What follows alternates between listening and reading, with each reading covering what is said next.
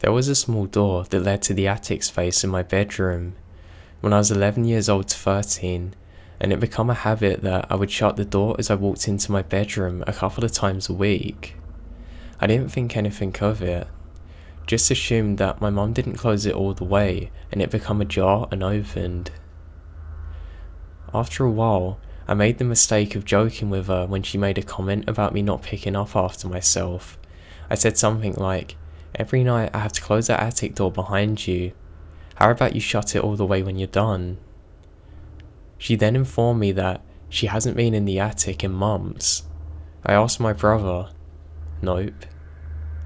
Asked my father. No again. So then, I started to pay really close attention to it, making sure it was shut in the morning, checking it after school, checking after dinner, and then heading up to bed. It was always open. After a couple of months of wondering, studying, and experimenting, I thought I'd see what happened if I didn't shut it. I opened the door before school and checked it after. Still open. Checked it after dinner. Still open. Before bed. Open. Now I'm laying in bed, mind going crazy with the door open across the room. I decided to check it, so I roll over and focus on the black space into the attic. I then see a face staring back at me. I bolt downstairs, wake my parents. My brother thinks I'm joking and tries to ridicule me. We then switch bedrooms. We move into a new home about 6 months later, due to expanding household. Now a new physics teacher and his wife bought the home. I could have forgotten about the event and chalked it up to me having an overactive mind, but then, in my senior year, I discovered how awesome our physics teacher was.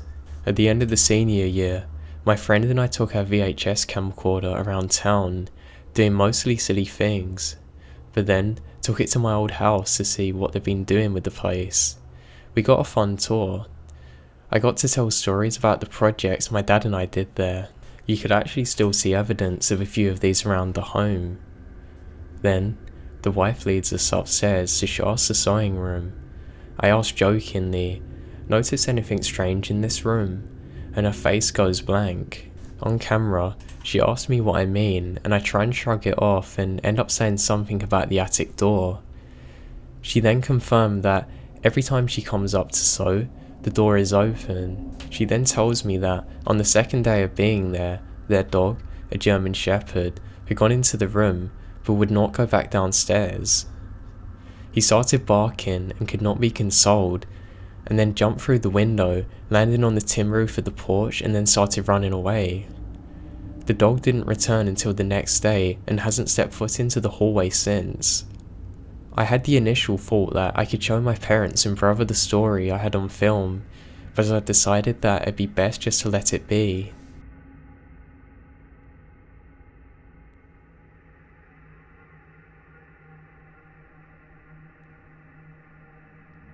I used to work doing maintenance on historical properties.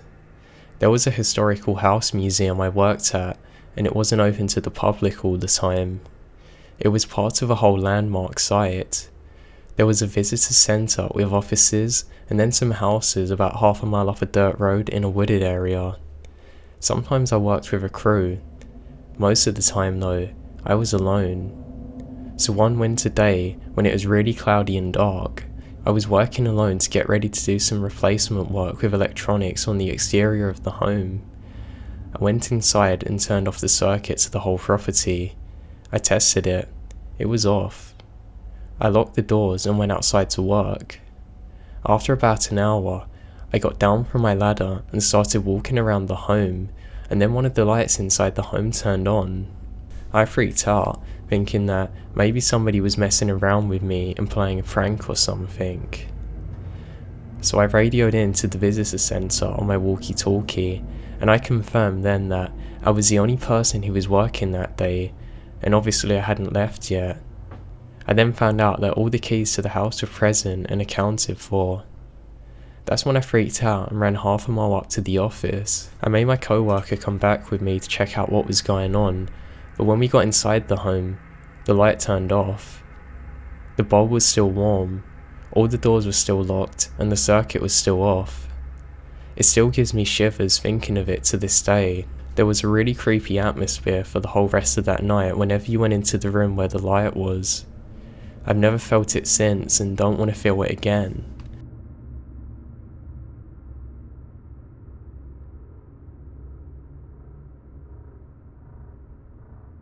Around the time I was a sophomore in high school, my parents decided to tear down our old home and rebuild a new one. Seeing as a lot of people in our neighbourhood were doing the same for value purposes, I made lots of jokes about how cool it'd be to get a secret room that nobody knew about, but I didn't actually expect them to take adding it into consideration. Turns out, they worked with this contractor and ended up having an area set aside. Basically, if you looked inside of my closet and turned right, you could walk to the corner where there was about a 1.5 foot bar to hang clothes on. If you moved them clothes, there was a wall behind that you could push open and bam, the hidden room, fully equipped with a ceiling light and electric plugs. Imagine how many games of hide and seek I won. No one ever found me. The room was well and truly my favourite secret. I wasn't going to tell anybody except for my family. Unfortunately, after a few months, I began getting tired of the room. First of all, trying to squeeze past all of the clothing proved to be a pain. Then, I'd have to slide through the tiny space to get into the room. The magic worn off, I stopped going in there. Fast forward a couple of months later, things began to get weird. Our family had left for vacation for 2 weeks, so we had one of our neighbours take care of the home. When I got back home, I was exhausted and wanted nothing more than to crawl into bed. I opened the door to my room, which was dark. I noticed something was off. I could see a faint glow coming from underneath the closet door. Okay, my neighbour must have been going through my stuff. So I walked to turn off the light, only to realise the closet light switch was facing down. Confused, I opened the door, and to my horror I noticed that, in the corner, all of my clothes had been shoved aside. The wall to my secret room has been pushed open and the light was on. How could this be? Nobody knew it was there other than my parents and the contractor. I stood there in utter disbelief for about a minute until I realised my neighbour must have fully explored the place. I then warily made my way to go and turn off the light, followed by putting the wall door back in its place and moving the clothes back to their formation. I'm going to try and explain what happened as best I can. Still kind of freaked out, or at least confused, I started to exit my closet. I'm standing in its frame, looking across my room into the corner where I have an iron floor mirror. I'm looking at my reflection when I notice that the closet space behind me suddenly lights up and I hear the scraping sound, or at least I think it was. I'm not sure what the sound was. My heart starts pounding so hard that I can hear my blood rushing in my ears. I remember jerking my head back inside, realising that all of my clothes were moved aside, the wall was pushed open, and you guessed it, the light to the secret room was on. Now I was petrified. I convinced myself that I had been so confused where I initially went into the room that I'd not really closed it all, but I knew I was lying. Throughout the next few months, things were getting weirder. Nothing major, but still weird to the point that I couldn't explain it. For example, I would walk into my bathroom only to find that my toilet seat was left up, every single time. I assumed my dad was coming into my room to use it, but that would have made a serious case of overreacting. When I approached him about it, he looked at me as though I were crazy and said why would he use my bathroom, he had his own one down the hall. I couldn't answer that either. There's other incidences where I'd wake up in the morning only to find that on multiple occasions my closet door was wide open. Now before any of you say it's not a big deal, let me clarify that I have been slightly terrified of my closet and made sure every night that the door was closed so I could sleep. I would check to make sure I heard it click, pull it back and forth a few times to make sure it actually shut all the way. There was no reason it'd open. There was no explanation as to why the light was turned on in the middle of the night either. I know, malfunctioning lights and toilet seats don't come off as scary, but bear with me, I freaked out to the point that I finally approached my mum about it, and we were both in our downstairs office one day. Here's some backstory on her. She doesn't believe in ghosts whatsoever. In fact, she raised me and my brother to think that any person who believed in them was crazy. So when I tell her of my suspicions, I'm surprised when she sighs and when she says that she's noticed weird things happening too. She then continued to tell me that how when we first moved into the home, she would always hear footsteps walking around in my brother's room. This confused her because he was at school every time this happened, but she could have sworn that she'd hear him running around. She then told me that one time she walked up there, toys were sprawled across the carpet. This took her by surprise because he hadn't left his room like this before. She then goes on to explain that the previous owners of the home had a young girl that actually died in the brother's room, which is what led to them selling the home, which she never told me before. I'm guessing she thought I was old enough to know now and not form any irrational stories about ghosts haunting our home, if that had been her goal. I hate to inform her that it didn't work. At this point, I'm now positive that our home is haunted. She wrapped up her story and laughed it off as though it was silly to believe that there wasn't a logical explanation for what was happening. The footsteps coming from the old house was because it was old. The lights were just the lights. Not sure about the toilet though. Yeah, alright. At this point, we swivel around in the office chair and continue on our computers. After about a minute or so, I could hear this loud, almost white noise. I turned to my mum, thinking she was taking a break and watching some weird video, when I noticed she's looking at me with the same face.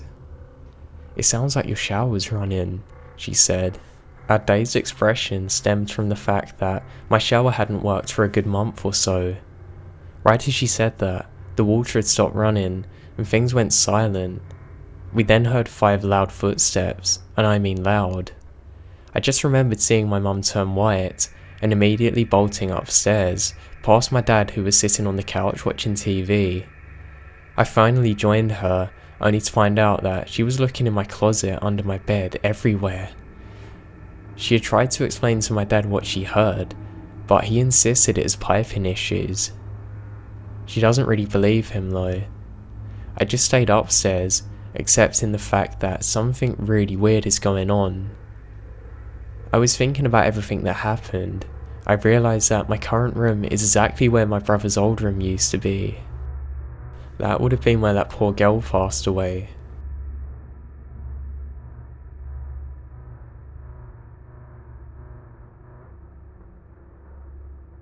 When I was in my uni, I lived by myself. It was a nice little studio unit behind a home in a fairly decent area. I would honestly think nothing could walk into places at night. There was a 24-hour McDonald's and a 7-Eleven that I would often go to, usually at about 12 AM to 3 AM because I'm a night owl. Well, one day after finishing an essay at about 2 in the morning, I decided I was hungry but didn't really have an easy to cook dinner, so I walked down to 7-Eleven to grab a bite. However, as soon as I opened my door, I was overcome by a suffocating feeling of fear. My heart started pounding, I was shaking, the works. Telling myself that this is ridiculous, I decided that I was just being silly and walked out to the street with the intent to still go, but that was as far as I got. I become even more terrified with no reason for it. I couldn't understand it. It was so intense that I ran back inside and ate dry cereal. Now the next day, I heard about a group of drunk guys who were causing havoc near the intersection at 7-Eleven.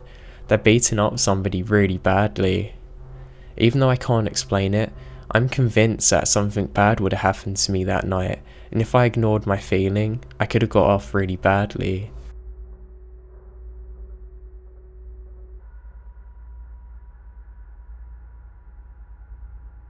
"7 years ago, I lived in a 2-story farmhouse. It was built in 1908 and was very large and old. I was packing clothes and putting them into a small unused bedroom.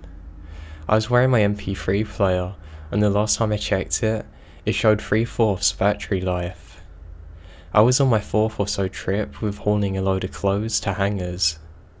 It occurred to me that my closet was empty too. Perfect, I'll just hang them back up in there, I thought. Now this closet was massive. It could have been a second room. It was really long and wide. It still smelled old, as if it was fresh from 100 years ago. I ducked fully inside. This is a weird place to be, I thought to myself. Suddenly, the music doubled in volume and changed to something that wasn't music.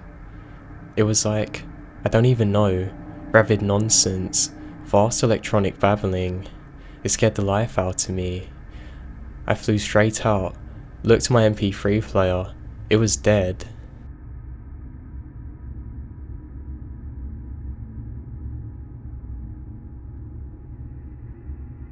I'm a hunter and mountaineer.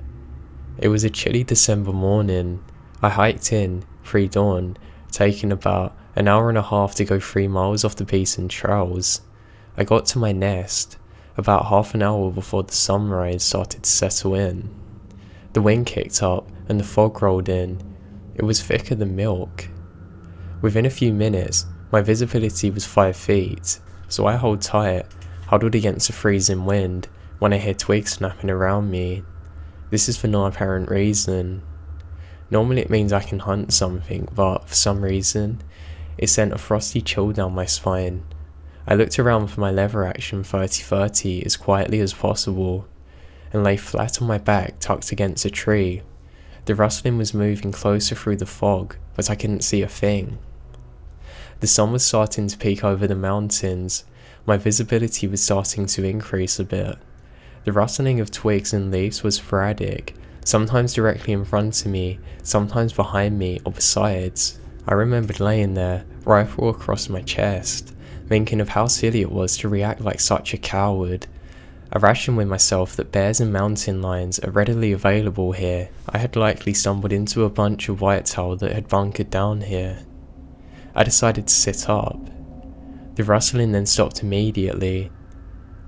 It was fully dawn by now. I was looking through the fog for the outline of my prey. I had assured myself that it was around me a few seconds ago. I looked. It wasn't. Nothing was. By now, the fog had faded away, and it was apparent to me that I was alone in the woods. I hunted all day without seeing so much as a squirrel. Around 3 in the morning, after fighting the wind and abnormally cold day, and not wanting to hike out by flashlight, I decided it is time to turn back. Now walking through those woods was the most uneasy that I've ever felt. Lawfully, once you make it back to the trail, you're supposed to clear the chamber of your rifle. Not that day, which is normally a stroll through the woods. I undertook with the seriousness of an animal being stalked. I would walk, stop and listen. I never heard or saw anything during my retreat, but I could feel eyes on me. This continued for a while. I was about 100 feet away from my truck when I rounded the last corner and saw it. Hanging at eye level from a tree by a noose, there was a stuffed bear in a blaze orange jacket. Now I'm giant, big outdoorsman, but this thing shook the life out of me. I quickly hurried back to my truck and never returned again. I still have no idea how it got there to this day.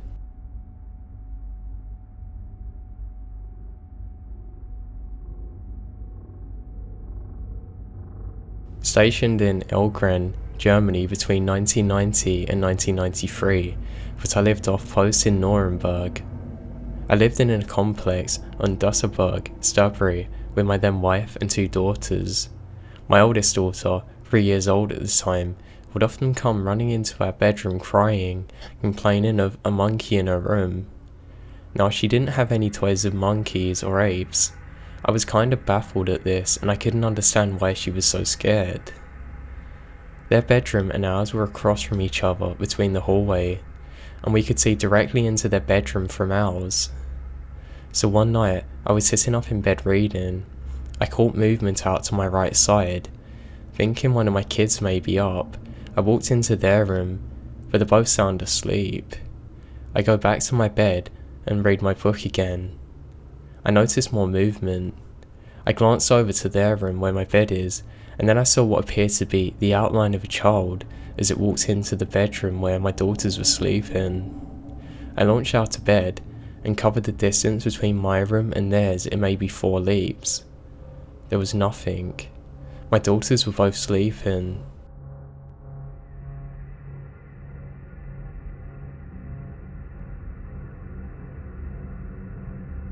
In my childhood home, I would often hear touch typing coming from the computer downstairs in the early mornings. I didn't think too much of it at first. My parents worked from home, and it wouldn't be uncommon to wake up in the morning to hear my mum typing away. So one day I got up and called out to my mum, assuming that she was down there working as I could hear typing. There was no answer. No one was down there at all. I was sure I heard typing. This began happening on a regular basis. Now I was so used to hearing typing from downstairs that I figured what I was hearing wasn't actually there. So I didn't mention to anyone what was happening because I thought they'd think I was going insane. Now this happened on and off over a period of 6 months. The sound of fast typing, and I mean fast, and furious clicking of the mouse, like somebody was going insane. So one morning, I was eating my breakfast when I heard my mum at the top of the stairs calling for me. "You're not down there on the computer already?" I froze and ran out to her. I was amazed she heard it too. She was convinced that she could hear typing, yet nobody was there. I told her about all the things that I had heard and all the times that I thought my sister was there. Then she opened up too about hearing it. No one was down there. I wasn't crazy after all. I set out to try and catch whatever it was causing this and discover a rational explanation for it. I sprint out of my bedroom to the top of the stairs where I was able to look down into the room to see if anybody was on the computer. No such luck. Every time I got there, in an instant, it would stop. I think this went on for a couple of years and I just kind of learnt to live with it. Now I was down there once when the ceiling light globe in the centre of the room began flashing very fast, almost like a strobe. It then exploded, glass went shattering all across the room. I was lucky I ran out of the room when I did. I was scared for my life. If I hadn't have run, one of the shards would have hit me and cut me.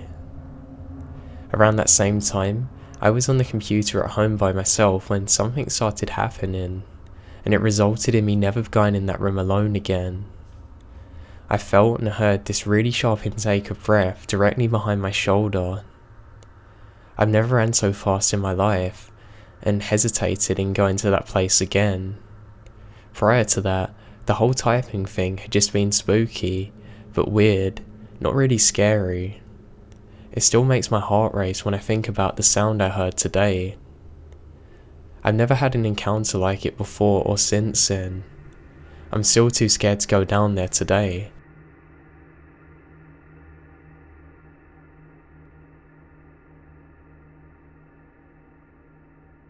When I was 6 years old, I had a cat named Buster.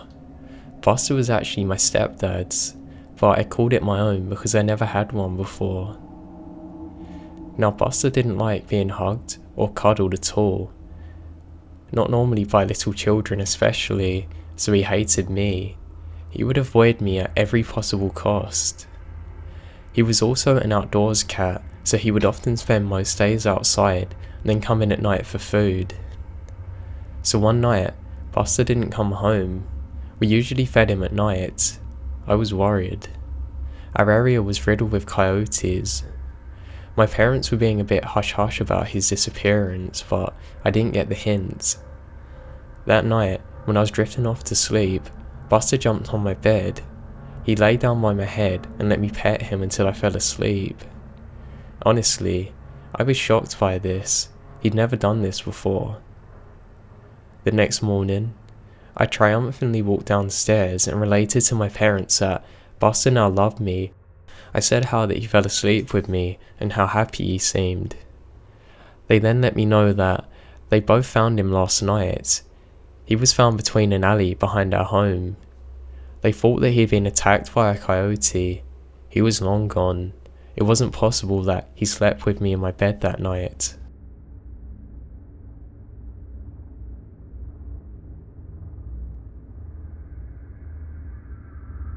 About 5 months ago, I got home from work at about 10 PM. I had to enter the living room, and to do so, you have to walk past the basement stairs. I did so without actually looking straight down them, but I had a full vision of them. There was a huge brown head at the bottom of the stairs, opening and closing its mouth. I took about 5 steps past the stairs before it caught up with me, and then I was scared that it was a person in my basement. I called a friend of mine to come over. She did.